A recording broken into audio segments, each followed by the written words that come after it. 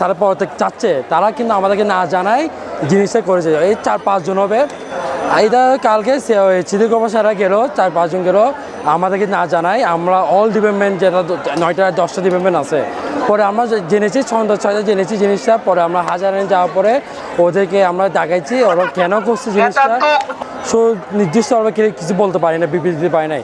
কিছু শিক্ষার্থী তাদের এজেন্ডা বাস্তবায়নের জন্য সাধারণ শিক্ষার্থীর ট্যাগ নিয়ে একটা আন্দোলনে শুরু করে, যেটা তারা পার্সোনাল কোনো মোটিভের কারণে তারা ইস্যুটা ক্রিয়েট করে কোনো ভার্সিটির মধ্যে একটা অরাজকতা সৃষ্টি করতে চাচ্ছে। তারা হচ্ছে মেনলি 8-10 জনের বাইরে শিক্ষার্থী হবে না, তারা হচ্ছে আমাদের পুরো সাধারণ শিক্ষার্থীর একটা ট্যাগ দিয়েছে এখানে, যেখানে আমরা সাধারণ শিক্ষার্থী এটা নিয়ে অবগত না।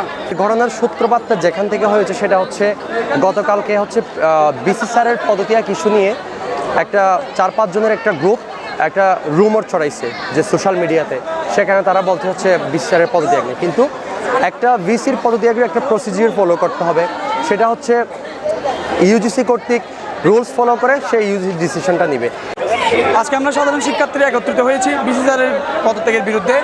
আমরা যারা আজকে এখানে উপস্থিত হয়েছি সকলে চাই যে বিসি স্যারের অবস্থান ঠিক থাকুক এবং তাকে যাতে কোনো ধরনের ষড়যন্ত্রের সাথে এবং স্বৈরাচারের যারা এই ধরনের কথাবার্তা বলেছে তাদের বিরুদ্ধে আমরা তীব্র নিন্দা প্রতিবাদ জানাই। এইসব শিক্ষাগুরুর অমর্যাদা যারা করছে, যারা বিশৃঙ্খলা সৃষ্টি করার চেষ্টা করছে, আমরা অবশ্যই তাদের বিরুদ্ধে প্রতিবাদ করব।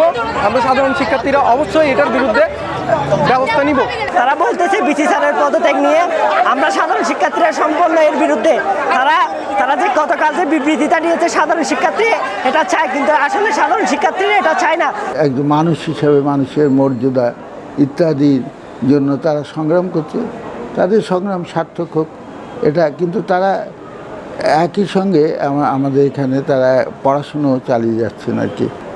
আমাদের শিক্ষার্থীরা আমি মনে করি যে তারা পড়াশুনোর প্রতি, তারা মানবিক মূল্যবোধের প্রতি, তারা শিক্ষকদের প্রতি, মানে যে সমস্ত জিনিস একজন শিক্ষার্থীর থেকে কাম্য তাদের মধ্যে আমি সেটাই দেখেছি।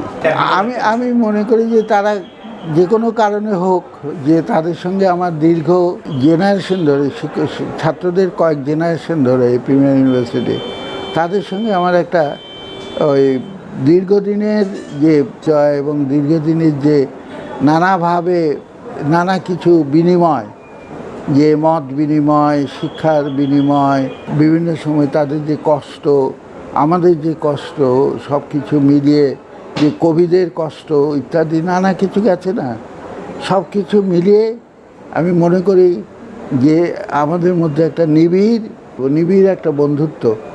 যদিও তারা আমাদের শিক্ষার্থী, কিন্তু একটা বয়সের পর বাবাও কিন্তু ছেলের বন্ধু হয়। এই শিক্ষার্থীরাও আমাদের বন্ধু হয়ে দাঁড়িয়েছে। এই যে বাবা এবং শিক্ষক ছাত্র সন্তান এবং ছাত্রের কাছে পরাজয় ইচ্ছা করে, অর্থাৎ বাবা এবং শিক্ষক চান যে ছাত্র এবং সন্তান তাদের ডিঙিয়ে আরও অনেক দূর এগিয়ে যান।